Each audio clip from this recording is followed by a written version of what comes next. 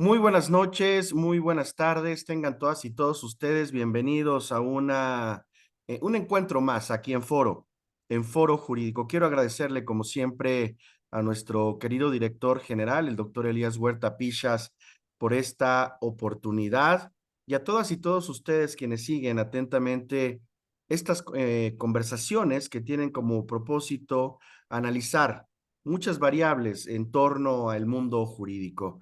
Y el día de hoy vamos a tener una entrevista por demás interesante, porque es un tema central para el análisis del derecho en pleno siglo XXI, el derecho contemporáneo, y me refiero a la teoría de la doble dimensión del derecho creada por el doctor o propuesta por el doctor Robert Alexi, con dos grandes amigos, estudiosos, expertos en esta materia, el doctor Alejandro Nava Tovar, profesor investigador de la UAM Azcapotzalco y el maestro Pablo Rodríguez Natarén, profesor en el posgrado de la Facultad de Derecho de la UNAM.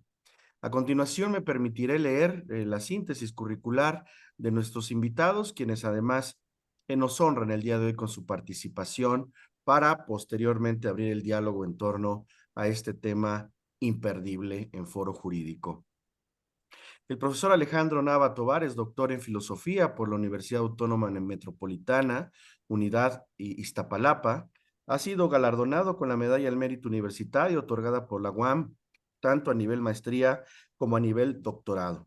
Durante sus estudios doctorales, realizó una estancia de investigación auspiciada por el Departamento de Intercambio Académico de Alemania en la Universidad de Kiel, en Alemania, bajo la dirección del doctor Robert Alexi, uno de los más importantes y reconocidos filósofos del derecho en el mundo contemporáneo. El doctor Nava ha dado conferencias en torno a temas de argumentación jurídica, filosofía del derecho, filosofía política y criminología en diversas universidades en México, Alemania, Brasil, Chile, Ecuador, Italia y Suiza.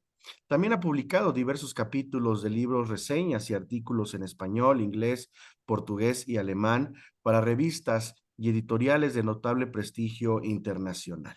En 2019 fue publicada su primera obra como traductor, la cual lleva el por título La filosofía del derecho de Gustav Radloff, del reconocido especialista Stanley Poulson, bajo el sello editorial Marcial. En enero de 2015, publicó su primera obra titulada La institucionalización de la razón de la filosofía del derecho de Robert Alexi, editada por la UAM Iztapalapa, editorial Adforos, siglo XXI. En diciembre de 2020 publicó su segunda obra titulada Argumentación Jurídica bajo el sello editorial de el Instituto Nacional de Ciencias Penales, el INACIPE. En agosto de 2021 publicó su tercera obra, Populismo Punitivo, bajo el sello editorial del Instituto Nacional de Ciencias Penales y la editorial CELA. En este mismo año coeditó la obra Derecho, Argumentación y Ponderación.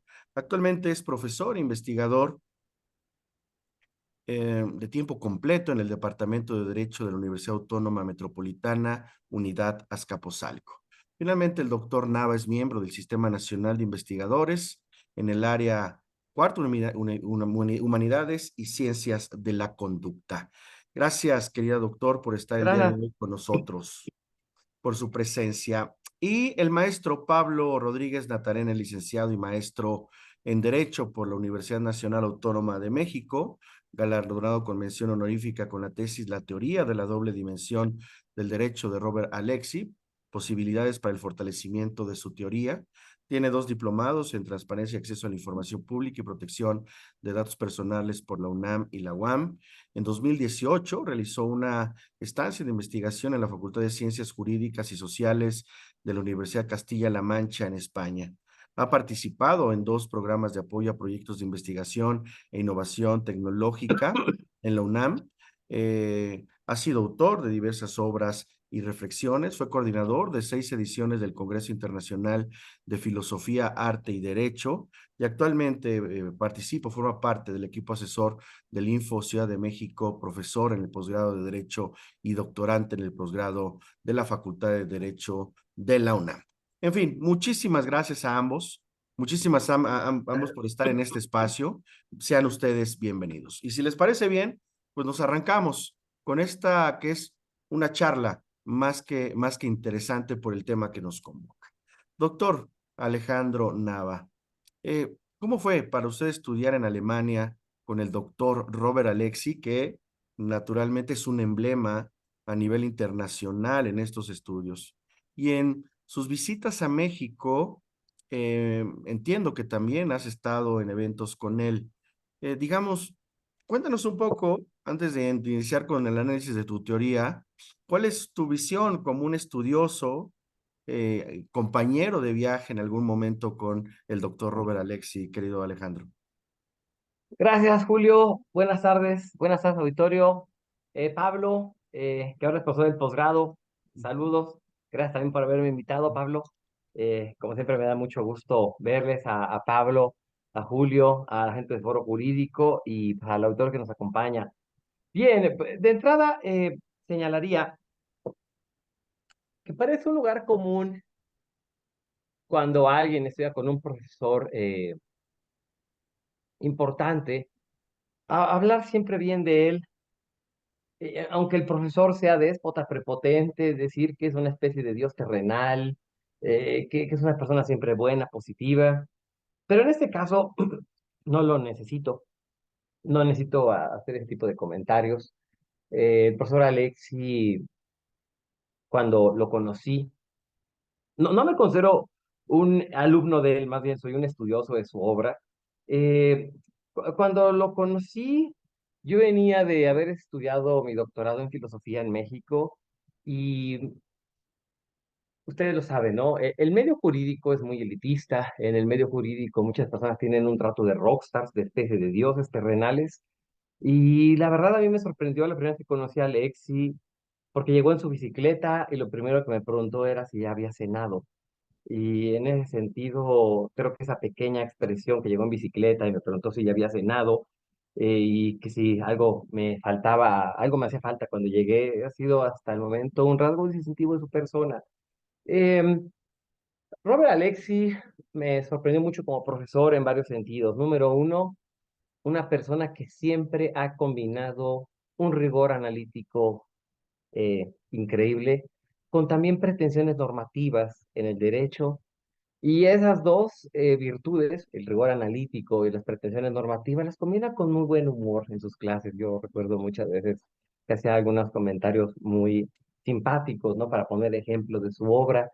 Fue una experiencia que cambió mi vida en muchos sentidos. Como lo decía, es una persona que a pesar de su fama, de ser un emblema para la teoría jurídica, la argumentación jurídica, y más, simplemente no podríamos hablar de argumentación jurídica si no fuera por su obra. Que me disculpen las personas que se formaron en España, pero pues obviamente la teoría de Alexi es la teoría de la argumentación jurídica.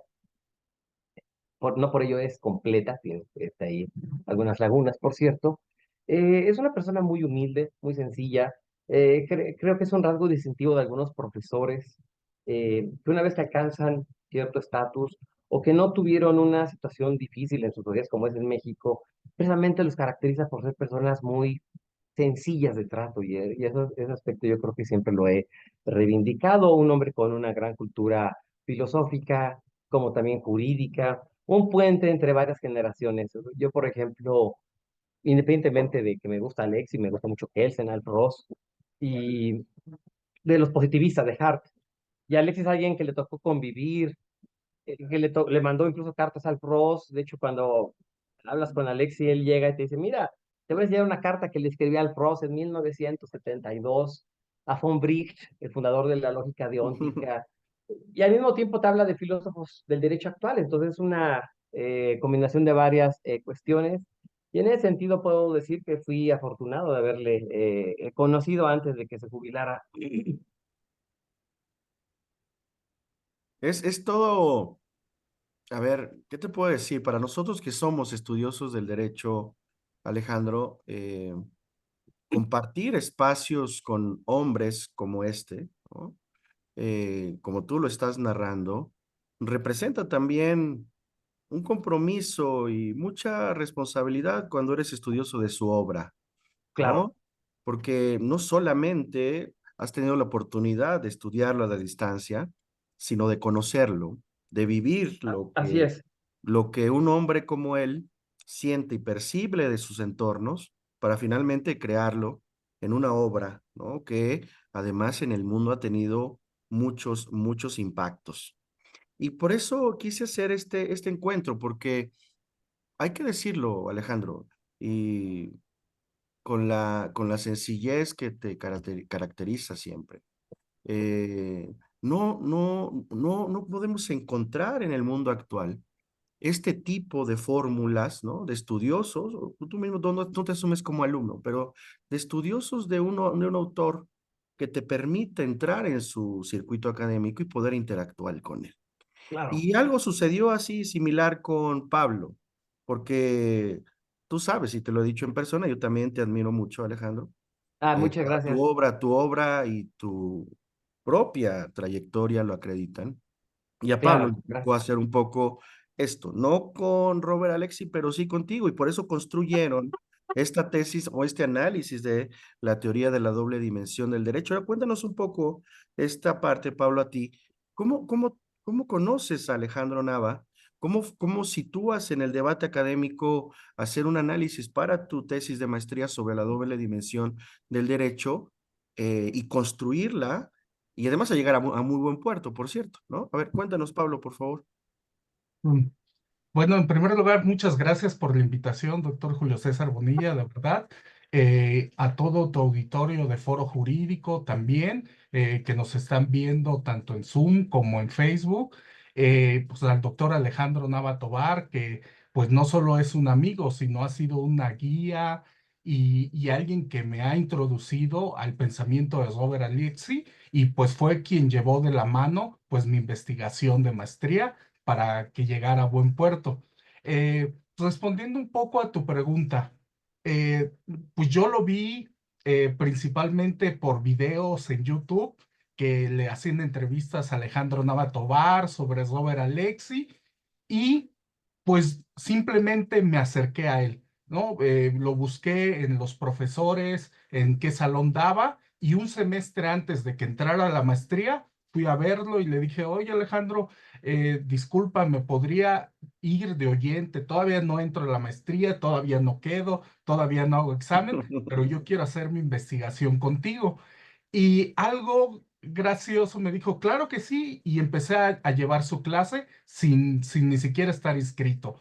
Y también, pues veía a Alejandro que llegaba, bueno, al doctor Alejandro, pues por la confianza, llegaba también en bicicleta al posgrado, ¿no? Entonces, pues eso, la misma calidad moral que tiene Robert Alexi, pues Alejandro pues hacía uso de ella. Entonces, pues ya después, posteriormente, pues yo comencé a hacer mi investigación y también cuando estaba en pandemia, pues yo también ya usaba bicicleta, ¿no? Entonces yo creo que ha sido la escuela que hemos seguido y pues así fue que conocí al doctor Alejandro Navatovar. No, bueno, vean ustedes qué experiencia esta compartida en la academia para el estudio del derecho y que nos cuenten justamente esta parte que no necesariamente es explorada, pero que Claro. naturalmente para la construcción de muchas y grandes obras es determinante. Vamos, gracias a los dos por compartir esta etapa o estas etapas o estas dimensiones de la vida académica en particular. Vamos a ver, vamos a iniciar con el tema, ahora sí, a ver, el positivismo jurídico naturalmente ya tiene una larga data en el planeta, en Occidente fundamentalmente, y ha sido una de las teorías predominantes de la filosofía del derecho. Aquí es en donde les pregunto a ambos, quizá, doctor, me gustaría escuchar tu opinión inicialmente. ¿Por qué justamente Robert Alexi es tan importante para hacer una revisión sobre lo que significa el positivismo jurídico y por qué se ha dicho que en realidad crea una nueva teoría? Ok, pues antes que nada, quisiera agradecerle a Pablo sus palabras. Como siempre, a Pablo siempre lo he considerado un gran amigo, un gran estudioso. En ese sentido, no tengo nada que enseñarle más que agradecerle por su amistad. Y sobre la pregunta, perdón, siendo un poco malo agarrante, discúlpenme. Cuando es una cuestión curiosa, porque en la historia de las ideas políticas, jurídicas y sociales, el positivismo jurídico tiene un lugar privilegiado. Es una doctrina imponente, una doctrina que ha sabido construir conceptos, ha sabido sistematizar nuestras intuiciones básicas sobre conceptos de sistema jurídico, sobre el derecho, y se ha construido de tal manera que hasta parece difícil hacerle una crítica al positivismo jurídico. O sea, buena parte de las críticas que se habían hecho al positivismo jurídico tenían ciertos tintes, ciertos rasgos, eh, hablando de crítica de derecho natural, ciertos rasgos teológicos, ciertos rasgos emotivos. Entonces, una de las cosas que hace Alexis valiosas en su obra es que es una crítica al positivismo jurídico, pero con sus mismos instrumentos, es decir, con la filosofía analítica. Alexis tiene una ventaja enorme frente a muchos juristas y filósofos del derecho. Él se formó en el campo de la filosofía, se formó en el campo de la filosofía analítica, en el campo de la ética del discurso de Habermas, Carlotto Appel. Entonces, él se da cuenta que se le puede atacar al positivismo jurídico desde sus mismas fortalezas, que es la filosofía analítica. Eso es lo que le da a Alex una potencia fuerte, señalar que hay una conexión conceptual entre moral y derecho, y que esto precisamente atañe a tesis básicas de filosofía del lenguaje, el tema de los actos de habla de Austin y Searle, por ejemplo, los presupuestos morales de la comunicación de Habermas y Apple, y eso lo lleva a Alexia a armar una teoría que pueda hacerle frente al positivismo jurídico, pero repito, desde su propio terreno. Y bueno, pues, ahora le cedo la palabra a Pablo, que también dirá algunas cuestiones importantes sobre ese tema. Adelante, Pablo, por favor. Gracias, doctor. Sí, Pablo. Muchas gracias. Pues sí, en realidad el positivismo jurídico es una teoría consolidada y a partir del siglo XIX ha sido preponderante en la sala jurídica. ¿Por qué? Porque se nutre del materialismo, o sea, del materialismo de Kant, del materialismo de Feuerbach, de diversos materialismos, inclusive de teorías que no son del derecho. Entonces, el positivismo trata de poner el foco como algo empírico, donde se pueda sacar de la experiencia y que pueda ser observado. Entonces, esto logró que en las teorías del siglo XIX, o sea, la escuela histórica alemana, la escuela del exegesis, inclusive lo que menciona Alejandro, la de la jurisprudencia analítica, se consolidaran esas escuelas y tuvieron como resultado que el derecho no construye su objeto de estudio. El derecho es algo terminado, no es algo que hay que hacer. Entonces, y es algo que va a ser estudiado empíricamente. Entonces, pues estos pensadores decían, pues el derecho es algo coherente y que solo había que sistematizarlo. Sin embargo, hay experiencias durante el siglo XX, como fue el derecho en el nazismo, donde hace un parteaguas y dice, porque pues todos pensábamos que ya la ley es la ley y hay que Claro, cumplirla, pero nos dimos cuenta que hay veces que el derecho está, pues diríamos, capturado por poderes fácticos que podrían hacer cosas que vayan en contra de la naturaleza humana y de la justicia. Entonces, ahí es donde Robert Alexi, basándose en otros pensadores que ya veremos más adelante, como Gustav Reichenbach, pues él menciona que pues es necesario hacer una nueva teoría que explique mejor el derecho. Entonces, de ahí surge la teoría de Robert Alexi, pero él no intenta sacar de la jugada al positivismo, sino retomarlo y superarlo. Y esa es la siguiente pregunta para ambos, porque justamente Robert Alexi genera o crea esta división entre positivistas y no positivistas, pero no usa el término naturalismo, que por cierto cobró mucha relevancia a partir de los años 70, diría yo, del siglo pasado. ¿Qué sucede en esta división que hace Alexi, doctor Navatovar? lo que pasa es que precisamente uno de los grandes defectos que tienen las teorías del derecho natural es su parentesco con posturas religiosas o hasta posturas reaccionarias.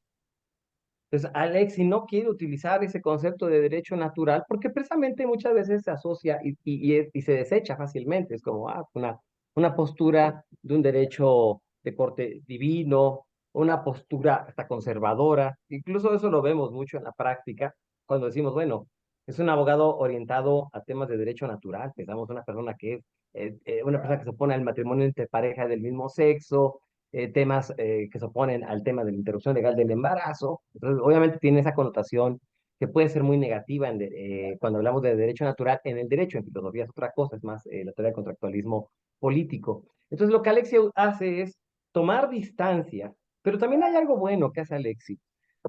Alexi reconoce los elementos importantes del positivismo jurídico para la comprensión del derecho, la dimensión institucional, la efectividad del derecho, o sea, que no son cuestiones menores.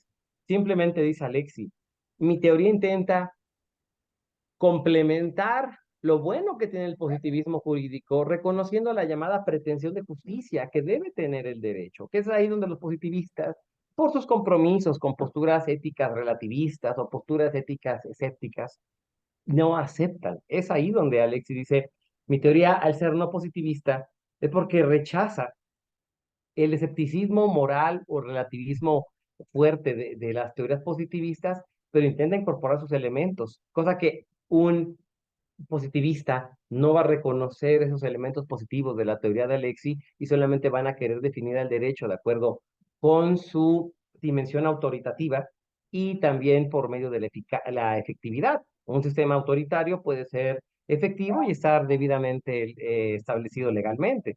Falta el tema de la pretensión de justicia.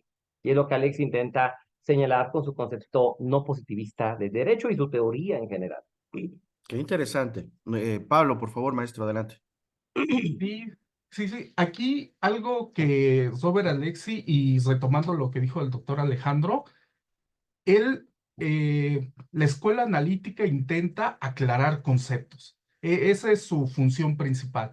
Entonces, hace esa nueva división, Robert Alexi, entre positivistas y no positivistas. Entonces, positivistas, ¿quiénes son? Si hay, si dicen que no hay una conexión entre el derecho y la moral, vamos a decir que son positivistas. Así de simple. Y ya el positivismo se podrá dividir en dos partes. Los positivistas excluyentes, es decir, que dicen que no hay ninguna conexión entre derecho y moral. Los que dicen, los incluyentes que dicen que sí hay una conexión, pero puede ser contingente. A veces hay conexiones y a veces no. Entonces, pero siempre hay una separación entre derecho y moral. Y algo que Alejandro nos decía mucho en las clases, o sea, el no positivismo ya entonces ya se dividen en varias subclases para poder incluir al justnaturalismo. Entonces, ahí en teorías no positivistas, donde se dice que hay una conexión entre derecho y moral que están juntos, pues pueden haber tres subtipos, ¿no? El no positivismo excluyente, en donde dice que todo defecto moral conduce a la invalidez jurídica. También hay otro tipo de no positivismo, es el superincluyente, en que a pesar de que hay una conexión conceptual entre derecho y moral, los defectos morales nunca socavan la validez jurídica. Y ya después sería el no positivismo incluyente, que sería el no positivismo de Robert Alexi. Esta nueva figura de no positivismo en donde hay una doble dimensión, o sea, que no hay una dimensión real y una dimensión ideal, que pues que ya será forma de irla No, y vamos a desarrollando. eso, por eso esta conversación ha sido, por cierto, muy, muy atractiva para nuestra audiencia. Quisiera eh, pedirles autorización para agradecerle a toda la audiencia que nos está viendo a lo largo y ancho de la República. Veo que están observándonos aquí en los chats desde Veracruz, Guerrero, Michoacán, Tamaulipas, Villahermosa, aquí en Ciudad de México, en Miguel Hidalgo, en Coyoacán, en Baja California, eh, también nos acompañan desde Tlaxcala, desde Hidalgo, Bueno, muchas gracias Mm. a todas y todos los que nos siguen a través de la red digital de Foro Jurídico. E insisto, a nuestro querido director, el doctor Elia Huerta Pichas, por darnos esta oportunidad. Pues vamos ahora sí con el tema de la doble dimensión. Es decir, eh, desde ustedes, bueno, ya nos explicaron esta división entre positivistas y no positivistas, el no uso necesario del término naturalismo, Ujú. pero ¿cuáles son las razones fundamentales que llevan a Robert Alexi a afirmar que el derecho posee dos dimensiones? Y cómo estas dos dimensiones contribuyen a una comprensión más completa de nuestro sistema jurídico. El doctor, por favor. Bien, cuando el tema de la doble dimensión no es un tema que desarrolla Alexi en su obra sobre filosofía del derecho, el concepto de la validez del derecho, es algo que él fue pensando después. Lo empieza a desarrollar en la década del 2000, derivado de la pretensión de corrección. Él se da cuenta que efectivamente la idea de la doble dimensión es una cuestión que encontramos más en general en la filosofía. Cuando, por ejemplo, hablamos el mundo de las ideas, el mundo real. Es una cuestión que se retrotrae a la esencia de la filosofía misma. Esa idea de que hay un ser y un deber ser, y que efectivamente tiene doble dimensión. En el derecho es muy importante destacar la doble dimensión, porque precisamente cuando Alexia hace referencia a la doble dimensión, está reconociendo que por una parte está el mundo del ser, es decir, las instituciones de derecho, los tribunales, los abogados, las Cortes Supremas de Justicia, que obviamente no es una elucubración moral, no es filosofía moral, es una cuestión fáctica. Así como también las universidades tienen una doble dimensión, están por una parte los profesores, están los planes y programas de estudio, están las universidades, los recintos. Pero estos recintos universitarios, digo, poniendo la analogía con las universidades, y el derecho, por otro lado, tienen una dimensión moral, una dimensión crítica. ¿Por qué a las personas nos da orgullo decir egresé de una universidad pública? Porque la universidad pública tiene ciertos valores. ¿Por qué nos da a veces esa cuestión del derecho señalar que tiene una dimensión ideal? Porque el derecho, como la política, tiene ciertos elementos normativos detrás que nos hacen sentirnos a gusto cuando, bueno, en el caso de México no siempre, ¿verdad? Pero nos hacen sentirnos a gusto con el tema de las instituciones. Saber que detrás de toda idea de una institución hay una pretensión de justicia. Esto obviamente choca con la realidad, sí, pero precisamente si podemos criticar a la realidad, es porque tenemos ideales filosóficos detrás. Si yo digo que está mal la educación, y alguien me dice, oye, ¿por qué está mal? Bueno, porque la educación debería ser diferente. Ahora que son las elecciones y que hablamos, oye, ¿y por qué está mal esto? Ah, porque, mira, está mal porque la política debería ser más allá de esto y esto. La política es vocación, ¿no? La política también es entrega, ayudar al prójimo. La universidad es enseñanza, el derecho es justicia. O sea, hay ciertos ideales que se encuentran en la dimensión ideal del derecho. Si solamente nos quedáramos con la dimensión fáctica, no solo del derecho, de la educación, de la política, nuestra visión de las cosas sería hasta apocalíptica. Sería una visión muy dura, porque diría, oye, las universidades pues forman personas acríticas, la educación no es suficiente, la política es un juego de poder, el derecho sería solamente un instrumento represivo del Estado. Y cuando tenemos estos ideales, precisamente estos ideales nos permiten cuestionar a las prácticas reales y nos permiten darle un sentido, una orientación crítica al derecho, a la política, a las instituciones en general. Por eso esta idea de Alexi es potente y que no solamente se relaciona con el derecho. Pensemos, la política tiene una dimensión, una doble dimensión, la dimensión real y la dimensión ideal. Las universidades tienen esta dimensión real y también la dimensión ideal. Y otros fenómenos también tendrían esta doble dimensión.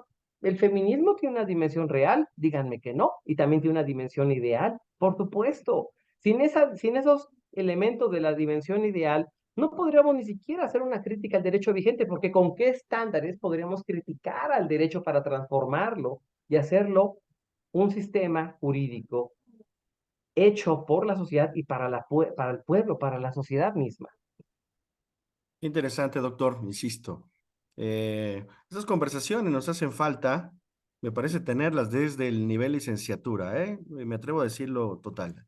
A ver, maestro Pablo Natarén, ¿qué opinas? La dimensión ideal y la dimensión ideal, perdón, y la material, ¿tú qué piensas sobre estos temas? O la Sí, fáctica, ¿no? gracias, gracias. Coincido con el doctor Alejandro Nava. Eh, Esta doble dimensión del derecho no es algo, y eso tiene Robert Alexi, no es, no lo creo en un solo libro, sino ha sido un proceso largo de reflexión, o sea, y ha ido evolucionando. Recuerdo ahorita vagamente en teoría de la argumentación jurídica hablaba de una pretensión de corrección, ya desde ahí, pero decía que la pretensión de corrección era una pretensión de fundamentabilidad. Eso significaba. Y luego poco a poco fue evolucionando. Luego en 1992, en el concepto del derecho, le agregó nuevos elementos. Y Ujú, luego en unos textos en derecho y moral, como 3 artículos, fue desarrollando los sujetos. O sea, es una teoría que va puliendo y desarrollando, ¿no? Y también conforme las críticas que le hagan al pensamiento, se va robusteciendo y lo va desarrollando mucho mejor y puliendo. Y también aquí hay algo nuevo en Sober Alexi. Coincido que hay una dimensión crítica en Sober Alexi que sirve para guiar y, pues sí, como una guía del derecho. Pero esa dimensión crítica no es utópica, es decir, no es algo, no es un deber, no es algo así como que impuesto desde fuera del derecho, sino que está dentro del mismo derecho. Entonces, no es que la justicia vayamos a buscarla a la moral, sino que dentro del mismo derecho hay la justicia. Entonces, esta dimensión crítica, eso es lo novedoso de Robert Alexi, es que surge dentro del derecho y no es algo ujú, que vayamos a buscar fuera a la moral, sino ya está en el derecho, ¿no? Entonces, eso serían las acotaciones que hicieron y eso, pues, ¿cómo contribuye a una comprensión mejor del derecho? Porque ya no es limitado, o sea, es una nueva manifestación del derecho más moderno que puede abarcar más fenómenos en donde el positivismo se queda corto. ujú. No, excelente, excelente. Solo les pediría a ambos para, digamos, acotar el tema. ¿En qué consiste en concreto la dimensión real o fáctica, y en qué consiste la dimensión ideal del derecho? Lo comprendimos a partir de esta respuesta global a ambas, pero ¿me podrían o nos podrían ayudar a aproximarnos a cada una de estas dimensiones con mayor intensidad, por favor, doctor Nava? Claro, a ver, seré muy breve en esta parte. Sí, sí, sí. Cuando hacemos referencia a la dimensión real del derecho, dice Alexi, el elemento básico de la dimensión real es la coerción. Díganme un sistema jurídico que no sea coercitivo. Ujú, Hay órdenes que prescriben formas de conducta, sí, claro, pero hay órdenes también coercitivas. Y tanto las órdenes que prescriben ciertas conductas o las órdenes coercitivas, los mandatos coercitivos, están institucionalizados. Eso es lo que distingue al derecho de la moral o de la mera orden política. Hay una coerción institucional. Entonces, Alexi, la coerción es el elemento más fácil de mostrar, porque es un elemento que vemos en las cuestiones fácticas del derecho. La coerción en el derecho, díganme un sistema jurídico que diga, no hay derecho penal, no hay sanciones. Pues sería muy difícil, ¿no? Incluso para la conformación de la sociedad. El elemento ideal es más complejo y se puede decir que se compone de la llamada pretensión de corrección. Así como hay esta idea de que el derecho es un nuevo sistema coercitivo, en la realidad, en los términos ideales, esta coerción está respaldada por una justificación moral, una cuestión de justicia. Eso es lo que hace a la dimensión ideal, que incluso cualquier acto institucional respaldado por la dimensión real, esté detrás la llamada pretensión de corrección. Y esta es el elemento de la dimensión ideal que le da sentido a los actos de justicia, porque como muy bien lo señaló Pablo, lo acotó muy bien, la pretensión de corrección es una pretensión de justicia desde dentro del derecho, es decir, es una pretensión institucional. Las mismas instituciones tienen un elemento moral. No, no son instituciones solamente fácticas, son instituciones que tienen un elemento moral.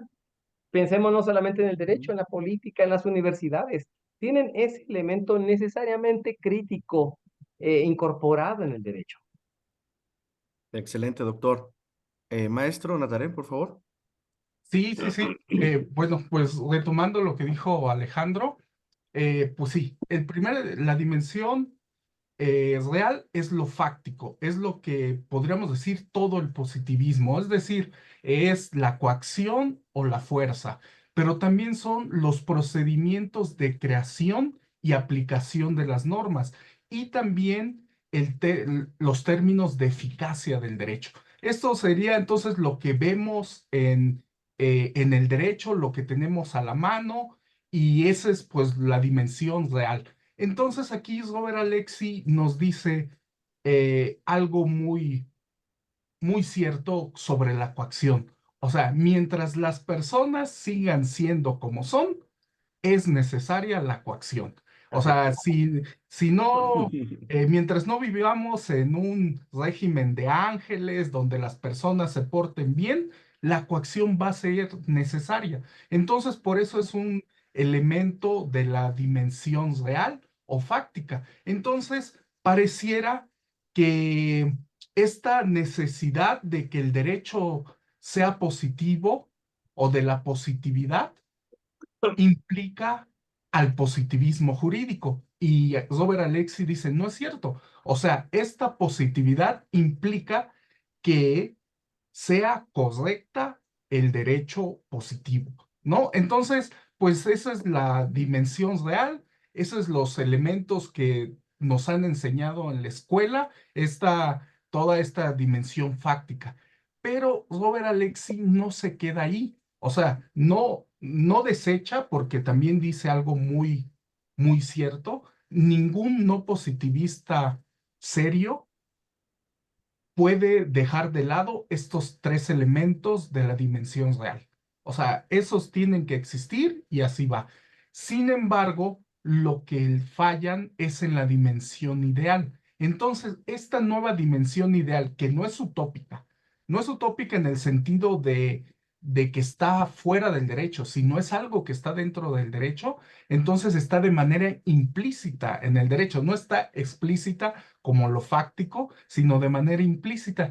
Y esto sería la fórmula Radbruch, que en su versión reducida es la injusticia extrema no es derecho, y el otro elemento de la dimensión ideal, de manera implícita, en el derecho una pretensión de corrección. Es decir, que todo acto jurídico es material y procedimentalmente correcto. O sea, las dos cosas, procedimiento y Ujú. fondo, es correcto. Entonces, esta sería la nueva dimensión ideal que hace que se cree una nueva teoría diferente al positivismo jurídico, que retoma, no desecha el positivismo jurídico, sino lo retoma y lo lleva a un nuevo estadio con estos dos elementos de la dimensión ideal. Muchas gracias, maestro, doctor. Ahora con estos elementos, justamente les pediré a ambos que nos ayuden a revisitar de dónde surge la fórmula Radbruch y en qué consiste, doctor.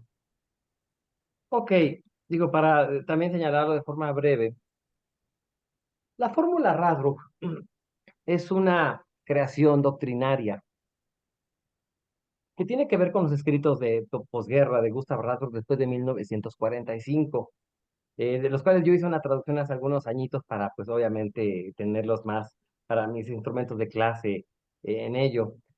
Gustav Radbruch se afirma, digo, ahí hay toda una serie de debates interesantísimos sobre si era positivista o no positivista. No era positivista, pero mismo Radbruch señalaba después de 1945, después, como dice Pablo, de la experiencia de la Segunda Guerra Mundial, de atrocidades terribles, objetivas, o sea, que no podemos negar, que había un conflicto entre el derecho y la justicia, entre la llamada seguridad jurídica y la justicia. Y Radbruch, como buen jurista, señala que en un primer momento, claro que la seguridad jurídica es una unidad importante en el derecho. No obstante, dice Radbruch, existen casos extremos en los cuales,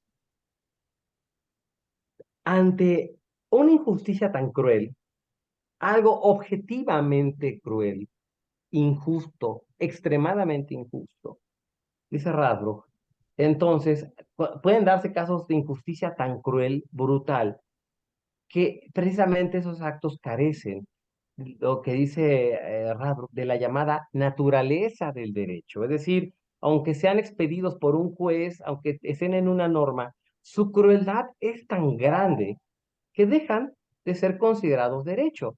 Y esto es lo que después las cortes alemanas, después de la Segunda Guerra Mundial, lo empiezan a construir.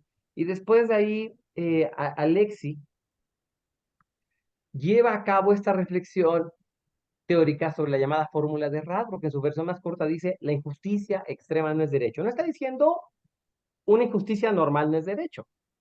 Puede haber injusticias en el campo constitucional, administrativo, una mala decisión. Estamos hablando de injusticias extremas que han violado el núcleo de los derechos humanos, por ejemplo. Pensemos en los campos de concentración. ¿Quién diría ahorita, fue un acto legal? Pues, obviamente es una cuestión complicada. En este momento hemos hecho un reproche a los bombardeos en Gaza sobre gente inocente. Tal vez en 2050, 2060, cuando Estados Unidos deje de tener su hegemonía, vamos a decir que eso, con todas las palabras, fue un crimen de guerra y que las mismas Naciones Unidas van a condenarlo. Las mujeres, cuando antes de 1953, que no podían votar, en este momento, si alguien quisiera decir que ya no votan, diríamos es una injusticia cruel. Aunque una norma lo expidiera, diríamos eso no es derecho porque contraviene tratados internacionales de derechos humanos. Eso es lo que intenta decirnos Radbruch. O sea, el dolor de las personas ante el genocidio no tiene que llevarnos a afirmar que cualquier contenido es derecho, sino que más bien existen ciertos contenidos del derecho que pueden tener un contenido genuinamente criminal, violatorio de derechos humanos, y que ante ello, dice Alexi, se activa la llamada fórmula de Radbruch. Dejan de tener validez jurídica. No solamente es un reproche moral, es un reproche jurídico porque contraviene la esencia misma del derecho, contraviene derechos humanos, contraviene tratados internacionales, contraviene los principios universales mínimos. Interesante, interesante, querido doctor. Muchísimas gracias. Ahora, maestro Pablo, entiendo que hay una versión extendida o ampliada de esta fórmula. ¿En qué consiste, maestro? Sí, de hecho, la versión extendida o ampliada de la fórmula Radbruch se encuentra en la traducción que hizo Alejandro Nava Tovar en el libro La filosofía del derecho de Gustav Radbruch.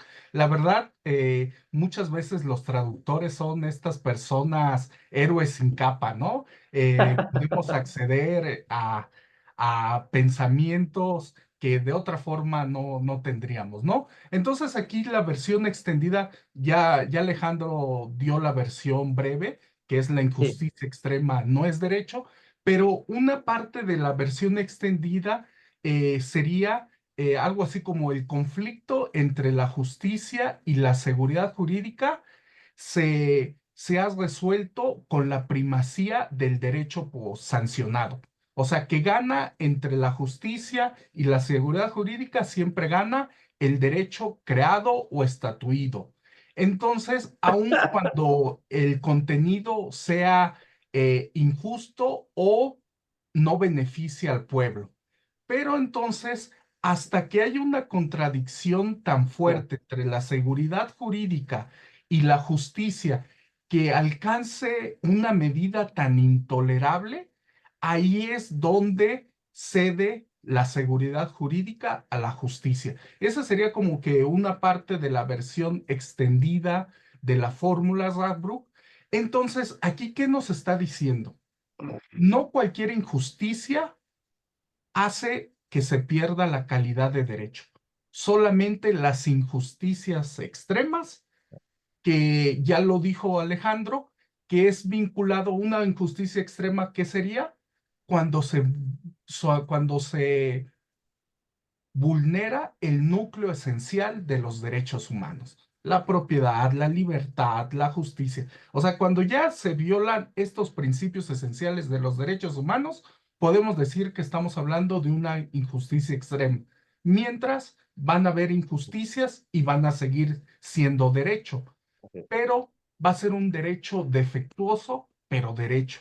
¿Y ese derecho defectuoso para qué nos sirve? Pues nosotros como personas, pues ya al saber que es un derecho injusto, pero válido y defectuoso, nos da las armas y nos da pie para buscar un mejor derecho y cambiar ese derecho a que ya no sea defectuoso, sino que sea perfecto o mejor para la sociedad. Eso es lo que nos diría sobre la fórmula RAP.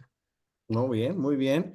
Interesante porque justamente esto pareciera, si es que no, se contrapone totalmente con la afirmación de Hans Kelsen en su teoría pura del derecho de que cualquier tipo de o cualquier contenido puede ser derecho. ¿Ustedes qué opinan sobre esto, doctor? Claro, claro, precisamente es curioso porque que aunque Kelsen y Radbruch son alemanes, casi nunca se contestaron.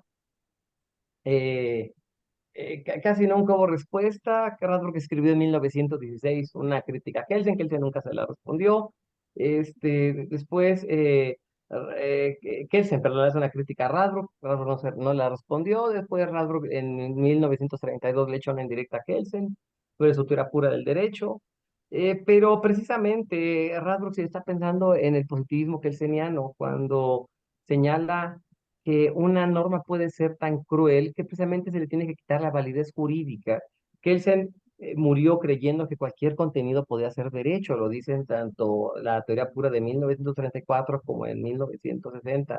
Desde el punto de vista, dice Kelsen, de la llamada nomodinámica, cualquier contenido puede ser derecho siempre y cuando cumpla con los requisitos de creación procedimentales, es decir, mientras una ley sea creada de acuerdo con ciertos procedimientos institucionales válidos, cualquier contenido es derecho. Una ley que decrete matar animales, destruir el medio ambiente, es derecho por el simple hecho de haber sido creada. Precisamente ante esto, Radbruch va a decir, no, la injusticia extrema, los contenidos del derecho extremadamente crueles no son derechos. Es una réplica, Kelsen, por supuesto, a la versión de 1934, porque ya la versión de 1960 ya no la conoció. No obstante, los argumentos de Kelsen sobre el problema de la justicia se mantuvieron casi siempre en el mismo sentido. Gracias, doctor. ¿Qué opinas, maestro Natarén? Sí, bueno, aquí hay un buen debate porque Hans Kelsen dice cualquier contenido puede ser derecho y Gustav Rabro dice no todo, no cualquier contenido, no todo. Si es injusticia extrema, no puede ser derecho. Entonces no hay forma de saber quién tiene la razón. ¿Qué es lo que a dónde nos tenemos que remitir? Pues a las cuestiones empíricas. Cuando vimos lo que ya hemos mencionado del régimen nazi, donde se violan los principios de justicia, principios básicos de derechos humanos, entonces ahí es donde nos salta a la vista que no cualquier contenido puede ser derecho. Y aquí voy a recordar algo que el doctor Alejandro nos decía en la clase, en un texto muy breve de Gustav Rabru, que es 5 minutos de la Ah, filosofía del derecho, en donde nos decía, comienza diciendo, para los abogados la ley es la ley y para los militares una orden es una una orden. orden. Sin embargo, los militares tienen un límite, que es cuando las órdenes se pueden convertir en delitos. Pero los abogados no tenían ningún límite. Era la ley es la ley y hay que cumplirla. Entonces, yo considero que la fórmula Rabru, que ya cuando sea injusticia extrema, pues ahí sí ya no daría cabida a que cualquier contenido puede ser derecho porque luego también hay una sentencia del tribunal alemán en donde Ujú. menciona que la ley y la justicia no están al arbitrio del legislador, ¿no? Sino que es algo que está fuera de ellos. Entonces yo es lo que diría de la fórmula Rathbun y la idea de Kelsen. No, muchísimas gracias. Es muy interesante para profundizar justamente en un análisis como el que hoy estamos sosteniendo. Ahora les preguntaría, en concreto, en la dimensión ideal del derecho, ustedes nos han señalado un elemento central que es la pretensión de corrección del derecho. ¿Nos pueden enfatizar a qué significa esta pretensión de corrección del derecho, doctor, por favor? Sí, la pretensión de corrección, como muy bien lo señaló Pablo, muy bien, ya estaba en la teoría de la argumentación jurídica. Sin embargo, dice Alexis, estaba en un estado embrionario, se refería a la fundamentación de decisiones judiciales. Después, la, la pretensión de corrección ha ido evolucionando hasta convertirse en un argumento genuino de crítica al, al positivismo jurídico. La pretensión de corrección es un tema que por una parte ya está en ciertas reflexiones jurídicas, pero también está en el campo de la filosofía. Cuando Alexis se refiere a pretensión de corrección, no tiene sentido de corrección de corregir, no, no, no, tiene sentido de pretensión de fundamentación racional de postulados sobre justicia. Es decir, para hacerlo más claro, pretensión de corrección significa que el acto institucional aspira a ser justo, aunque no lo sea, pero lo aspira. Y que esa aspiración no se le puede negar, no se puede negar esa aspiración en cuanto es una aspiración institucional. Permítame poner algunos ejemplos, claros, básicos de esto, ¿no? Alex tiene unos ejemplos sobre cómo un abogado, por más escéptico moral que sea, cuando argumenta, él mismo tiene que justificar sus argumentos ante los demás. El primer ejemplo, ¿no? Clásico de Alexi. La constitución de Alemania es republicana, autónoma y racista. Una constitución no puede decir la palabra racismo. Por ejemplo, en virtud de una interpretación dolosa de una ley penal, condeno a X a prisión perpetua. Nadie va a decir en virtud de una interpretación dolosa. Vamos a caso mexicano. Nuestra corte se llama Suprema Corte de Justicia de la Nación. No se llama Suprema Corte Legaloide, Suprema Corte Legalista, porque los conceptos legalista o legaloide tienen cargas negativas. Por eso se llama de justicia. Cuando alguien, ahora que yo doy clase en la UAM, su lema es casa abierta al tiempo. ¿Por qué? Porque la UAM tiene una pretensión de corrección como institución pública. No dice casa cerrada para la gente morena y pobre. No va a decir eso una institución. Cuando la UNAM, cuando tenemos un lema de la UNAM, no es Goya, Goya, viva el nepotismo, viva el poder, viva la maldad. Pues no, es la idea de la universidad enarbola ideales básicos. Eso es pretensión de corrección. Los actos institucionales tienen que ir cercanos a la justicia. Yo no podría llegar a un salón y decir, miren, soy profesor y todos los que, a ver, ¿quiénes son los más morenos del salón? Se me salen, porque pues así es mi carácter. No, yo como profesor estoy vinculado a ciertos estándares objetivos mínimos.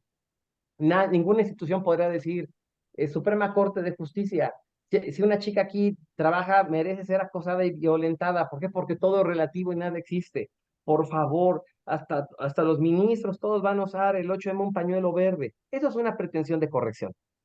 Lo mismo que estoy haciendo ahora al hablar es una pretensión de corrección. Cuando un tipo critica, un profesor español critica a Alexi, no dice, yo critico a Alexi porque le tengo envidia y quiero vender mis cursitos. No, yo lo critico por la objetividad, yo critico porque el rigor académico. O sea, tú mismo estás usando una pretensión de justificación frente a los demás. Por eso, por más vueltas que le demos, la pretensión de corrección es muy difícil de refutar porque todos la llevamos a cabo a diario. Cuando vemos los eslóganes políticos, nadie dice, quiero el poder político para que mi familia y yo nos podamos enriquecer y humillar al pobre. No es cierto. Todos los políticos ahora, todos van a decir, queremos lo mejor para todas, para todos, para las mujeres, para los pobres. Es lo mismo que dice Enrique Dussel. Aquí tengo un texto de Enrique Dussel que falleció mi profesor Enrique Dussel, en sus 20 tesis de política. Y curiosamente, Enrique Dussel, siendo un autor crítico de Occidente, utiliza las mismas palabras de Alexi, las mismas. Pretensión de justicia. Pretensión de justicia. Las mismas palabras de Alexi, porque ambos leyeron y criticaron a Carlotto Appel. Carlos Apple viene en la idea de pretensiones. Todos tenemos pretensiones. Por eso a veces este argumento de Alex es muy difícil de criticar. De refutar, perdón. Gracias, doctor, ¿no? Qué maravilla. Interesantísimo, Pablo. Ahora, entonces, hay una pretensión de corrección que se ubica, como ya fue claramente descrito por el doctor Nava, en el ámbito moral. pero también ya nos acercó a que en el ámbito jurídico puede actualizarse. ¿Cómo distinguir una de otra, maestro Natarén? Sí, en el ámbito moral, la pretensión de corrección, es decir, la pretensión de justicia es amplia. En el Ujú, ámbito moral tenemos todo el tiempo del mundo para deliberar, para poder responder los temas y los debates. Por eso estamos en el ámbito moral. Sin embargo, cuando esta aspiración, este querer de justicia y de que los procedimientos y actos jurídicos sean correctos, en el derecho estamos limitados por el tiempo, pero también estamos limitados por el precedente y, o sea, la jurisprudencia y las leyes o el sistema jurídico. Entonces, no podemos hacer la diferencia con la pretensión en el ámbito moral, es que se crea de la nada y es amplia. En el derecho no. En el derecho tiene estos límites. Tenemos el límite del tiempo, el límite de los precedentes y el límite del sistema normativo, de que no lo puede contradecir. Entonces, estas serían las diferencias que en una pretensión de corrección. Y aquí en la pretensión de corrección, nada más quisiera decir pretender. Esta es una crítica que le hacía Bulligin a Robert ujú, Alexi, que decía, ¿cómo es posible que el derecho tenga una pretensión, un querer, una aspiración, si es un objeto ujú. inerte?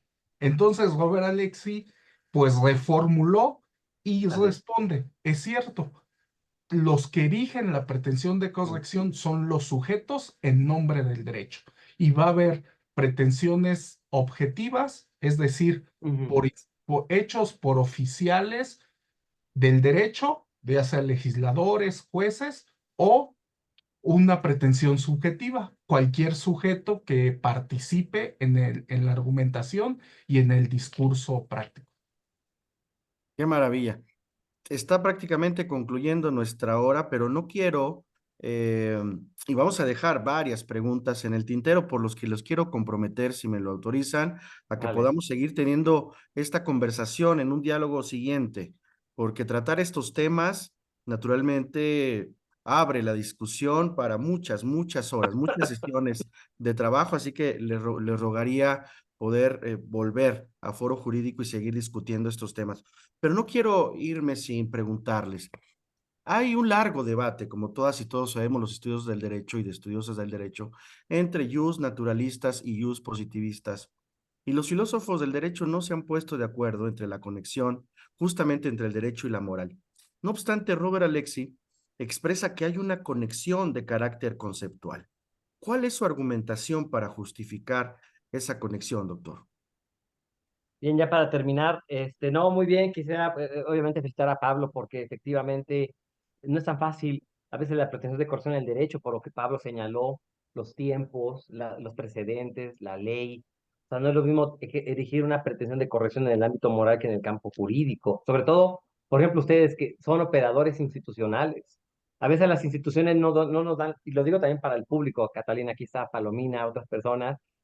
Saludos, Víctor. A veces es un problema llevar a cabo la justicia en instituciones, porque yo como filósofo moral puedo hablar un montón de cosas, pero ustedes operan con doctrina, con precedentes, con instituciones, con otros seres humanos, donde a veces alcanzar la justicia es muy complicada porque no nos ponemos de acuerdo con ello. ¿En qué sentido Alex ha intentado refutar al positivismo jurídico y en estos debates tan interesantes, ¿no? Como Pablo señalaba, Eugenio Bulliguino, bueno, grandes críticos de Alexis. Es que Alexis señala que esta conexión entre derecho moral es conceptual, porque el concepto mismo de derecho tiene una carga moral, tiene una carga normativa. Por eso cuando les digo Suprema Corte de Justicia, ahí hay una incorporación de la justicia en el mismo concepto, Suprema Corte de Justicia, no Suprema Corte legaloide. Cuando entendemos política, precisamente el concepto de política también tiene una connotación positiva, una connotación ideal. ¿Por qué yo critico la política en México? Porque mira, de acuerdo con Hannah Arendt, de acuerdo con Castoriadis, o sea, ya estaría yo dando una visión desde la dimensión ideal. El derecho igual, el derecho, por eso criticamos, decimos, esto no es conforme a derecho, porque el derecho debería ser algo diferente. Cuando incluso criticamos a los derechos humanos, cuando hacemos una crítica al derecho es porque tenemos que partir de una dimensión ideal, solo que en ese sentido, esta dimensión ideal está en el concepto mismo de derecho. ¿Por qué decimos derecho? ¿Por qué hacemos referencia a lo recto? No hacemos referencia a lo izquierdo, ¿sí me explico? ¿Por qué hacemos cuando hablamos de sistema jurídico, legalidad? Porque son conceptos que tienen una carga positiva, tienen una carga moral. Es como el concepto de universidad. El concepto de universidad tiene una carga positiva. No solamente tiene una carga descriptiva, será un argumento tramposo. La universidad también tiene ese sentido de servir a la sociedad. Cuando las mujeres hablan y dicen la sororidad, sororidad, claro que tiene una carga normativa también, la carga de escucharse, de apoyarse, de, en ese sentido, acuerparse para luchar contra las injusticias del patriarcado. Cuando hablamos las instituciones públicas, las instituciones sirven para el pueblo. Lo mismo podemos decir del derecho, el derecho de una pretensión de justicia que no se cumpla en la realidad, que un operador incluso utilice la pretensión de corrección para satisfacer sus propios intereses. Como dice Pablo, eso no es una pretensión del sistema, es una pretensión de las personas que están en el derecho. Por eso, Alexi yo creo que ha tenido un mérito enorme. Ha intentado atacar al positivismo, pero en su propio terreno, que es el de los conceptos. Eso me parece que es extraordinario. En su propio terreno, que es el de los conceptos. Con eso nos quedamos, querido doctor. Maestro Sí. Natarén. Sí, muchas gracias. Bueno, el tema de naturalistas y positivistas no se han puesto de acuerdo en la conexión, principalmente porque dan argumentos de autoridad. Es decir, un bando dice una cosa y otro bando dice otra cosa. Sin embargo, Robert Alexi no solo está diciéndolo, sino está mostrando la argumentación, el camino que demuestra o pretende demostrar que hay una conexión necesaria entre derecho y moral. Son dos cosas distintas, una cosa es el derecho, otra cosa es la moral, pero están conectadas y esa conexión es necesaria. Entonces, ¿cuál es la argumentación que usa? Rápidamente, la argumentación, el camino es la pretensión de corrección y se basa en la textura abierta del derecho de Hart y los casos difíciles de Dworkin. Entonces tenemos cuando hay un caso en donde no haya una norma a la cual acudir para resolver, el juzgador tiene la posibilidad tiene la posibilidad y está facultado para resolver el caso no con la ley, porque la ley no da, sino con argumentos extrajurídicos. Y esos argumentos extrajurídicos encontramos que va a ser, sí, los principios generales del derecho, pero cuando no den los principios generales del derecho, vamos a tener que recurrir a la costumbre y a la moral. Y en la moral vamos a tener que recurrir a criterios de justicia, no de injusticia. Entonces, si ya estamos recurriendo a criterios de justicia, pues entonces ahí está habiendo una conexión necesaria en estos casos de la textura abierta del derecho y en los casos difíciles. Entonces, esa sería rápidamente la Claro. argumentación que hace Robert Alexi para decir que hay una conexión necesaria, porque ningún juez en sus cabales va a poder resolver por argumentos de poder o de injusticia. Sino tiene que Much- resolver conforme a la justicia. Eso sería. Muchísimas gracias a ambos. De verdad, ha sido una gran oportunidad para todas y todos nosotros escucharles a dos estudiosos del derecho y además a uno que en particular ha tenido un diálogo directo con el profesor Robert Alexi, el otro que también, como pueden notar, ya está en Así construcción, es, así es. muy interesante con relación a estos temas, ambos grandes amigos, mentes brillantes, expertas y expertos del estudio en el derecho en estos temas. Gracias a ambos y nos comprometemos para que nos podamos mantener en comunicación y abrir un nuevo diálogo en torno a estos temas. También quiero agradecerle a toda nuestra audiencia Sí, que ha claro. ocupado la red social y los mecanismos de la vía digital por estar acompañándonos en este espacio. Vean ustedes, han tenido una gran respuesta y cómo no, este tema y además de ustedes que con su análisis han ayudado a hacer explotar las redes, por decirlo de alguna manera, desde el Estado de México, Veracruz, Campeche, Tabasco, Ciudad de México, Nuevo León, Tamaulipas, bueno, a todas y todos, muchísimas gracias por escucharnos. Insisto, también al doctor Elías Huerta Pichas, nuestro querido director general, gracias por todas las oportunidades y Sí, facilidades a gracias. su equipo de trabajo, por mantener abierto este diálogo en foro jurídico. No les quito tiempo, solamente díganme cada uno de los dos, por favor, una obra que tengamos o debamos leer o estudiar del profesor Robert Alexi. Por favor, doctor.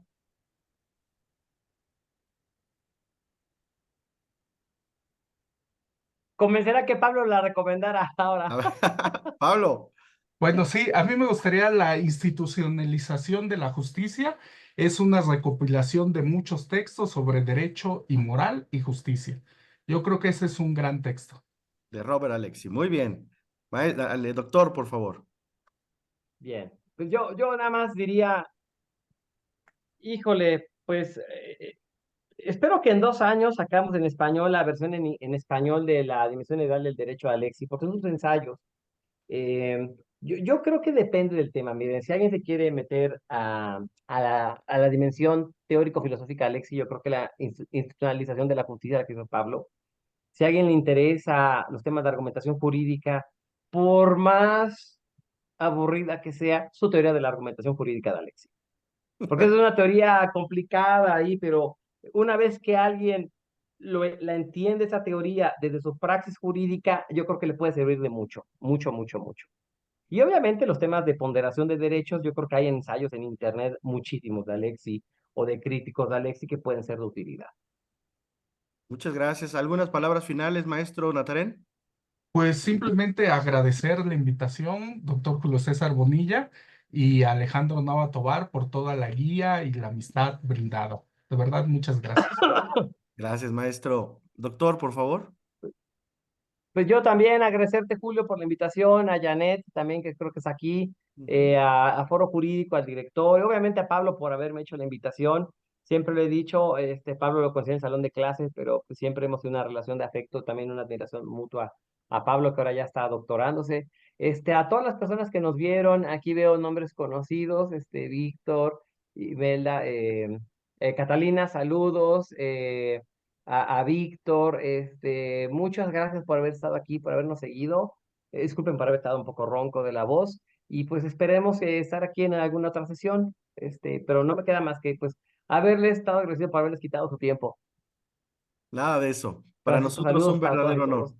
De corazón, muchísimas gracias y como siempre digo, que la vida reparta suerte y nos vemos muy pronto. Hasta próxima. Gracias. Vale, hasta luego, gracias a todas, a todos. Bye bye.